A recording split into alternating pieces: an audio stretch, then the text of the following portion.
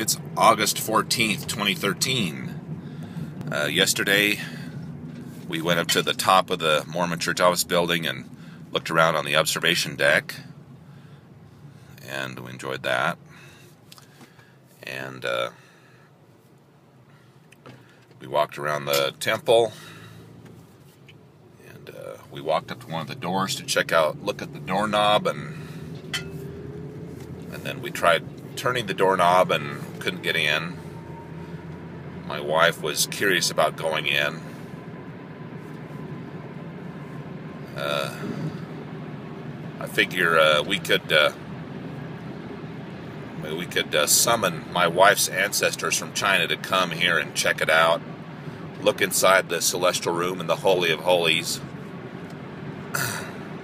Not to join the Mormon Church, but just to kind of look inside, peek in there. According to some theologies, you exist as a spirit in addition to your regular physical body, and so they could just pop in there, not join the Mormon Church,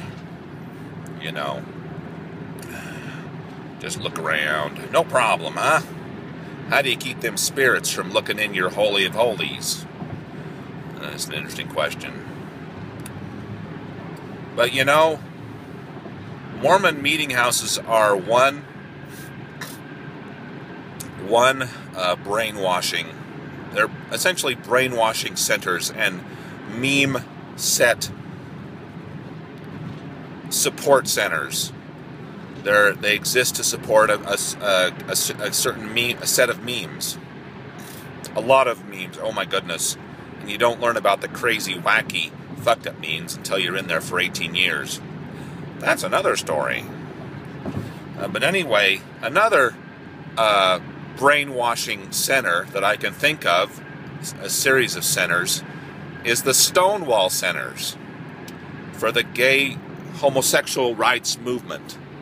A place to brainwash children and adults about the homosexual agenda and about how everything is equal.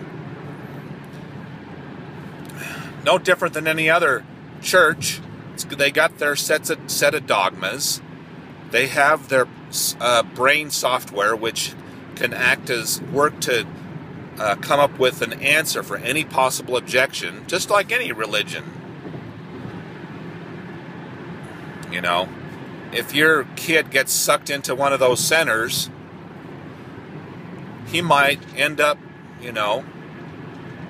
thinking he or she is gay, and then he won't end up having kids, and may well live a stunted, dead-end, petty childhood type of life. And also,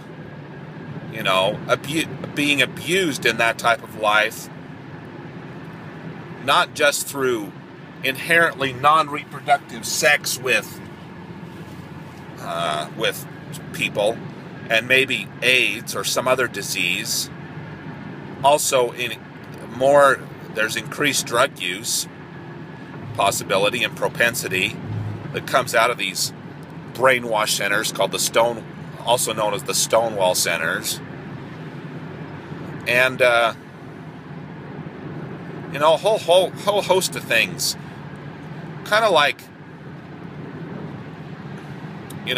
some religions, they try to teach people to do things that might actually help them, like, okay, don't have sex before marriage. Well, there's some good reasons for that, like preventing disease transmission, right?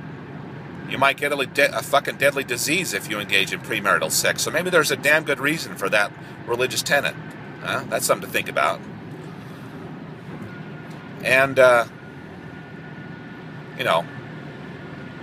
I think that some sex before marriage is okay if you've kind of found a person who you think, okay, this is kind of a long-term situation. Yeah. But short-term, you should try to do something else besides activities that might allow for disease transmission. That's my opinion. And why not advocate for my opinion, huh? But anyway, back to the whole gay thing.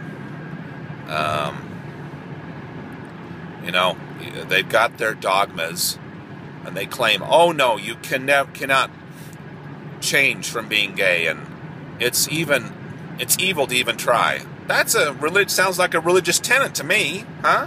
A dogma. And the atheist group out there, let's see, what are some atheist group who have become essentially arms of the Stonewall Centers? The Center for Inquiry. Huh? Check out their Portland Facebook page. See the gay flag there? American Atheists, headed up by David Silverman, currently. Now, on their Facebook thing, they've had the gay flag flying. And other groups, you know, you go and you hang out with atheist groups, and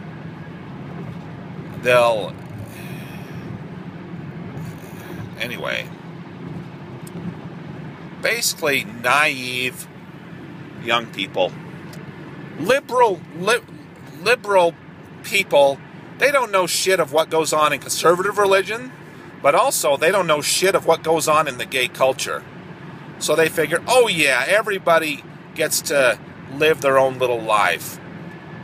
You know, they also don't know shit of what goes on in so-called Aboriginal cultures, and you know how in the past we had a situation where people were playing football with people's decapitated heads, or giving children drugs before sacrificing them. Oh, South American Indians, yeah, you were really noble, the noble savage, huh? Liberal people don't know shit about what goes on in a lot of places. Conservative religion, they don't know. Gay stuff, they don't know.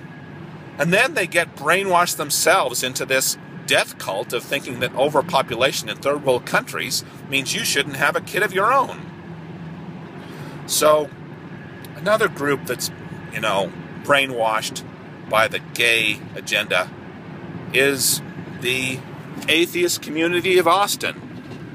And I can remember Matt Dillahunty getting up there on his channel and saying, oh, we got to be careful not to make political endorsements, because we have some conservatives a part of our group. But meanwhile, your group has its head so far up its ass that you're in the back pocket of the Stonewall Center. Is there one in Austin?